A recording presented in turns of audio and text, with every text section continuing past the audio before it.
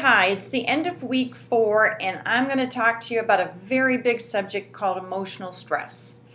And there's kind of some bad news here. And the bad news is that emotional stress can make us fat. Emotional stress can keep us fat.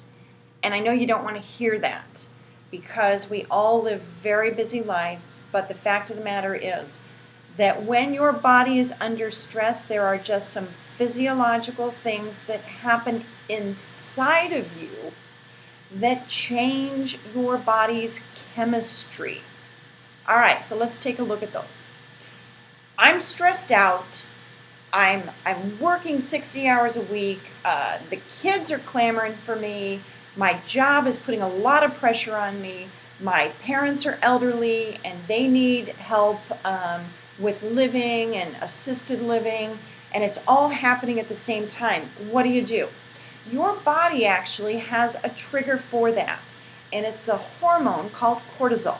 Now, cortisol is actually meant to reduce the stress in your life. That's the way it's supposed to work. But what happens when you have chronic stress? Now, chronic stress is when it just doesn't go away. So it's one thing after another thing, after another, after another, after another. If it's not the work project, which should end, it's a project after that. It's something else. It's the kids, it's schoolwork, it's deadlines, it's yard work, it's just things in your life. And sometimes it just seems like it doesn't end. And what that does is creates chronic stress inside you. Now, obviously, the first thing to do if you have chronic stress is to step back a little bit and take a nice, big, deep breath.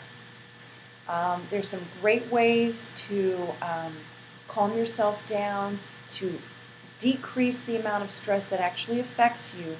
And we all have stress, but how you deal with it is really clutch. So let's go back. Take a look at when cortisol, the hormone, is emitted in your body and it moves out, and it's brain triggers as well, and then it's metabolized through the liver like everything else.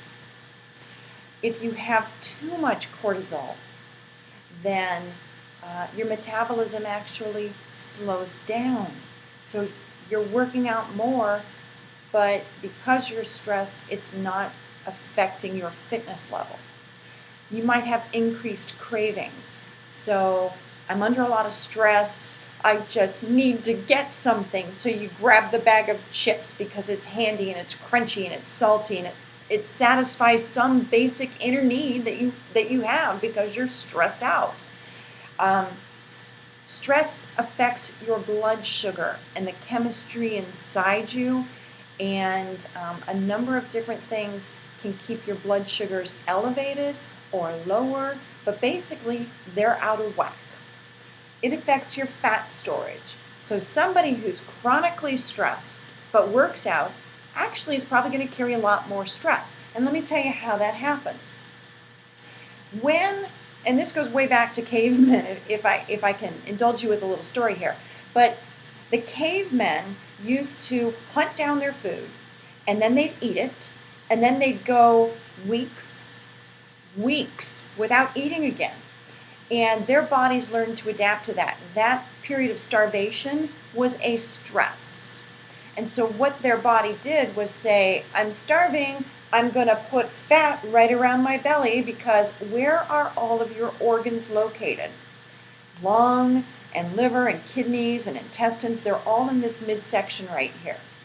And that's where we're going to deposit the fat to protect ourselves.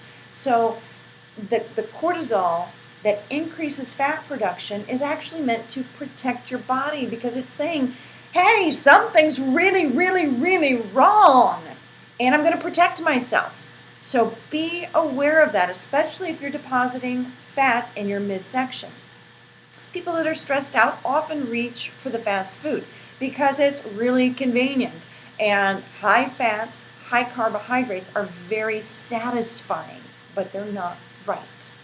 So take a look at some of the stress surveys that I've included. One of them is a link to a website. I really like this survey. It's real quick to do.